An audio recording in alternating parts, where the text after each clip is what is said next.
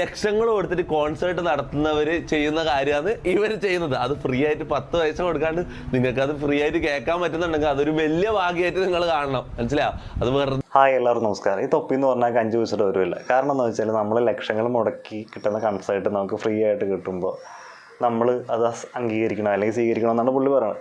അതായത് പറഞ്ഞു വരുന്നത് ഈ റോഡിലും ബസ്സിലും ഒക്കെ നമ്മൾ ബുദ്ധിമുട്ടിച്ച്, അങ്ങനെ തന്നെ പറയണം, ബുദ്ധിമുട്ടിച്ച് പാട്ട് പാടുന്ന ഒരാളെ പറ്റിയിട്ടാണ്. പല ആൾക്കാരും അങ്ങനെ ഉണ്ടാകും. പക്ഷേ ഇപ്പോൾ ഏറ്റവും കൂടുതൽ ഫേമസ് ആയിട്ടുള്ള ഒരു കക്ഷിയാണ് ഇദ്ദേഹം. ബസ്സിലും ട്രെയിനിലും പോയി നമ്മളെ പല ആൾക്കാരുടെയും പല അവസ്ഥയിലിരിക്കുമ്പോൾ പാട്ട് പാടുന്നു. കുറച്ച് ആൾക്കാർക്ക് ആസ്വദിക്കുന്നുണ്ട്, ബാക്കി കുറേ ആൾക്കാർ സെൻസില്ല എന്നൊക്കെ പറയുന്നുണ്ട്. സത്യമായിട്ടുള്ള കാര്യമാണല്ലോ. അപ്പോൾ ഇങ്ങനെയുള്ള പാട്ടുകൾ നമ്മൾ ലക്ഷങ്ങൾ മുടക്കി കൺസേർട്ടിൽ കേൾക്കേണ്ട അത്രയും ക്വാളിറ്റി ഉള്ളതാണ്. അതുകൊണ്ട് നമ്മൾ ഒന്നും പറയാതെ ഇത് ആസ്വദിക്കണം എന്നാണ് തൊപ്പി പറയുന്നത്. സത്യത്തിൽ അത് വളരെ തെറ്റായിട്ടുള്ള സ്റ്റേറ്റ്മെൻറ്റാണ്.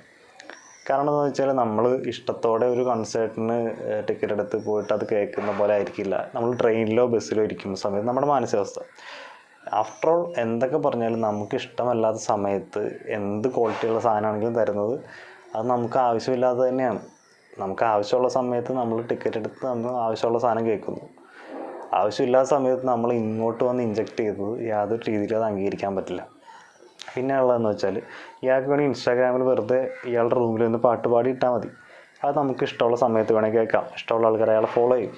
പക്ഷേ പബ്ലിക്കായിട്ട് പാടുമ്പോൾ ഇങ്ങനെയുള്ള നെഗറ്റീവ് വരുമെന്നും ഈ നെഗറ്റീവ് കാര്യങ്ങൾ നല്ല രീതിയിൽ സോഷ്യൽ മീഡിയയിൽ റീച്ച് കിട്ടുമെന്നും അറിഞ്ഞുകൊണ്ട് തന്നെയാണ് ഈ പബ്ലിക്കായിട്ട് പോയിട്ട് പാട്ട് പാടുന്നതും അത് അങ്ങനെ തന്നെ ക്യാപ്ചർ തരുന്നതും.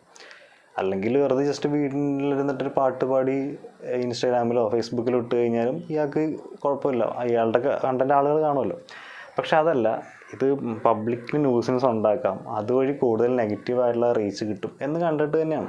അങ്ങനെ തന്നെയാണ് ഇയാൾ ഇത്ര റീച്ച് ആയതും. അതുപോലെ തന്നെ ഇപ്പോൾ തൊപ്പി ഉൾപ്പെടെയുള്ള ആളുകൾ ഇയാളെ ഇപ്പോൾ സപ്പോർട്ട് ചെയ്തും അല്ലെങ്കിൽ എതിർത്തുമൊക്കെ പല രീതിയിൽ കമൻസ് വരുന്നത്. അപ്പോൾ അയാൾ ആ ഒരു സോഷ്യൽ മീഡിയയുടെ നെഗറ്റീവ് സൈഡ് യൂസ് ചെയ്യാൻ വേണ്ടി തന്നെയാണ് ഇങ്ങനെ പബ്ലിക്കായിട്ട് പാട്ട് പാടുന്നതെന്നാണ് എനിക്ക് തോന്നുന്നത്. അപ്പോൾ ഇതിനെപ്പറ്റിയുള്ള നിങ്ങളുടെ അഭിപ്രായം താഴെ കമൻറ്റ് ബോക്സിൽ പറയാം. അതുപോലെ കലൂരിൽ ബൺ മസ്ക് വിൽക്കുന്ന ഒരു കപ്പിൾസ് ഉണ്ട്, അവരെ പറ്റിയിട്ട് നമ്മൾ അടുത്ത ദിവസം ഒരു വീഡിയോ ചെയ്യുന്നുണ്ട്.